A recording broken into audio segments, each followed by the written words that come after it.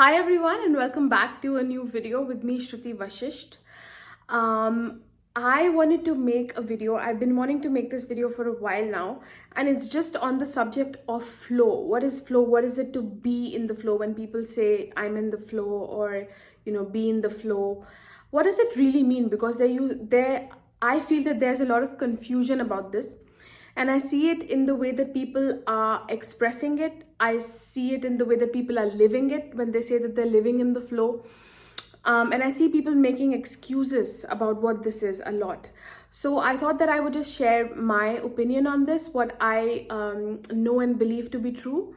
And yeah, you can let me know your thoughts in the comments below. But I haven't really planned this video too much, exactly what I'm going to say. Like usually I do plan with my videos. So let's just see how it goes. It'll be more of a spontaneous one. If you like this type of content, please subscribe and give this video a thumbs up. That's how I get to know what kind of videos you'd like to watch from me. And check out my course, Embody the Fifth Dimensional Vibration, which takes you into this vibration of flow, divine love, the vibration of divine love, or the fifth dimensional vibration is all about being in flow. Okay, so let's get into it. My website is called enlightenmentcourses.com, which has this course and lots of other courses too. So being in flow. First, I'm going to talk about, kind of like the problems that I see or what I see happening in the world, like especially with spiritual people who have heard this term or believe that they are in flow. So I see a lot of people making excuses when it comes to this word. So for example, they're really in their feminine energy because the first stage of spirituality, of awakening, we come more into our feminine, and this is appropriate. The feminine is all about receptivity. It's about focusing on the inner. So it's less outer action and inner inner action. But what I see people do is get stuck in that for years and years. Sometimes, and it's fine. It's appropriate to go through different phases in life where we're more concentrated on one thing. But what's not okay is that we are deluded about where we are. So it's okay to be wherever you are. But when you have that clarity of where you are, that's when you will be fulfilled. And that's when you'll have clarity about yourself, and you'll be able to project that clearly to other people and not have them confused, because we all have relationships of one kind or the other in our lives. So what I see people do is like they'll say that I'm in flow and that's why I'm not making any decision. Like, they're scared or they are reluctant to make a decision. And they say that, I'll just go with the flow and sort of not take any responsibility. This could be in the form of choosing the career that they love or doing the things that they love and being scared to let go of what's no longer serving them in their life. This could be in the form of commitment when it comes to relationships, or it's any kind of choice that you need to make and stick to it, basically. And that is more of a masculine quality. So the feminine is all about receptivity. It's about allowing, it's about not judging and allowing things in. So, but when we are overdoing this and we're focusing mainly just on this in our lives and we feel a little bit stuck or dissatisfied somehow, then perhaps the reason is because we're stuck too much in our feminine, and that masculine needs to come in more. So the masculine is about discernment, part of the masculine, like one of the aspects. It's about serving truth as well. It's about taking responsibility. It's the ability to say yes and the ability to say no as well. And to have that clear sense of direction and to take physical actions in line with it. So now that I've explained a little bit about this, what is flow? So to me, flow is the balance of the masculine and feminine. What most people think is that it's more this feminine energy. So either they don't want to be in the flow, like they don't like this philosophy of being in the flow. They're like, what do you mean? Like I just never take any decisions, or I just have no clear sense of direction. Like I don't really like this. So they either think that, or they sort of, other people who are very much aligned with this philosophy might kind of not take responsibility and sort of just take the idea of being in the flow as just just floating around and not having a clear purpose or direction.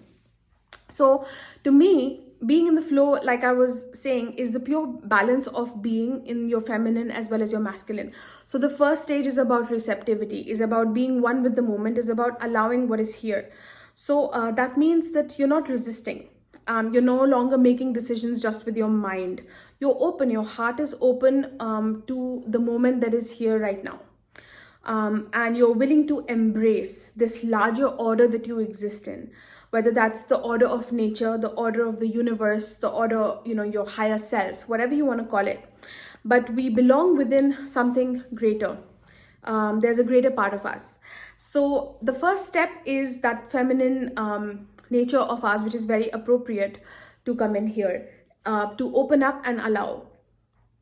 But we also have to balance it out then with taking choices, with making the choice that is about serving love, is about serving truth. So essentially, what flow looks like is that it's kind of like this. The simplest metaphor that I can give you is breathing. It's like you breathe in, like any yogic exercise or any really just any exercise that you do when you go to these teachers that teach you how to exercise. They'll tell you, okay, breathe in, and then with the out breath, as you're breathing out, you do the action, like you're bending, you're doing whatever exercise that it is that you're doing. So when you're breathing in, you're taking in life, you're taking in life force, you're taking in something greater than yourself, you're igniting your cells, and it fills you up with life. So that's divine receptivity. But the next stage after that, the out breath needs to happen. That's part of the balance, and that is your action. But this action feels effortless, which is why this whole thing is called flow, because it's not like you're acting through your mind, like you have to calculate, you have to analyze and all of that. You're still in flow, which means that you're inspired by something greater. Like you breathe in and you've inspired yourself. Like it's like your cells are alive and they want to dance in response to something, to the life that they're feeling. And so any action you do, whether that's any sort of art, whether that is saying something, speaking something, it's all very much inspired. So any action that you do after that comes from that larger sense, and it is effortless. So it doesn't, those moments you have where you're like doing something that you really love to do, whatever it might be, and hours go by and it feels like it's just been, like 10 minutes or something. It's that sense that it feels effortless. It doesn't feel like you're putting in a lot of effort, because it's something greater than you that you have allowed to come through that first stage of the feminine, where you allow it to come in, you allow yourself to be filled in. Sorry, you trust that there's something greater than me in life, and you allow that higher force to flow through you. But then the next stage is the willingness to act. Is, you have to make a choice, and you have to sort of flow with it. So it's the idea is that we allow ourselves to be filled in so purely, so wholly, that we are filled in with this life force, and that moves through us. It's like God moves through us. We're not really doing anything. Like we find ourselves flowing effortlessly. It's like a sense of gliding, or just gliding through life, and sort of like God is acting through us. That's what it feels like. But it doesn't mean that you just have to do nothing in life, like you don't have a job, or you don't have to take any responsibility in life, or make any sort of choices in your life or relationships or whatever it is. It is very much about choosing to serve love. So the masculine part of it is to recognize that you are a being in service. So if you look at nature as well, nature is in flow. Like that's probably the closest and biggest example that we can think of when it comes to flow, and the purest example. So nature is always flowing. There's these cycles of death and rebirth, like the seasons change and everything. But it's not just with no responsibility that a tree just dies, or somewhere nature does something and it has no purpose. It's always with the purpose of balance, of harmony. Whenever there is an upset on the planet, in, you know, like let's say in the climate somewhere, nature sort of rebalances itself in order to balance that out. Like there's a greater, larger balance that takes care of everything. So this is what you are as well. So even though you are in flow and you're flowing with something larger, there's something that you're serving, and that thing is love. Like you are in service, just like nature is in service to life. So are you. So I hope that that made sense. The main point that I want to hit home is that flow to me is the perfect balance of our feminine and masculine side. It's the perfect balance of receiving and acting.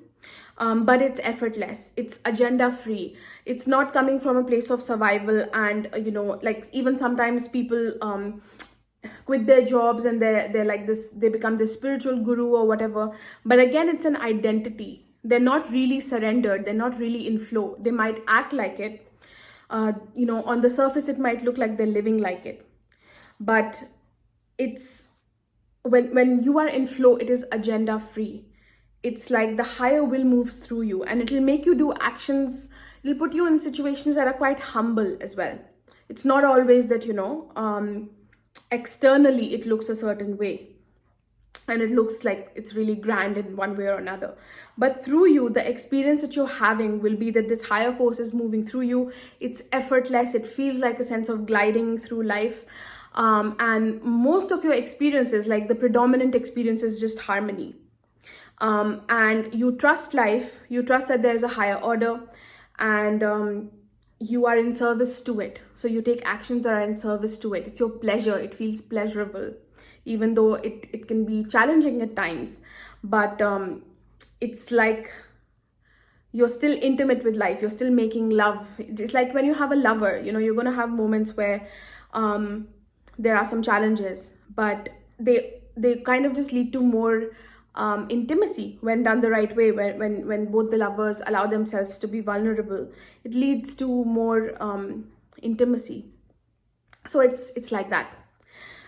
I hope that this video made sense. I know that it sounds complicated when we think about it from the head, but it's as simple as breathing. Breathe in, breathe out, and both are very pleasurable. One is receiving and one is sort of creating from that, from what you, that pleasurable sensation you filled yourself with, it's creating from that. So both these things are different, but they're both equally pleasurable, and it's a sense of being in pleasure and grace all the time. So if you would like to learn how to do that, then check out my course, Embody the Fifth Dimensional Vibration. That's the best thing that I can recommend to you for this.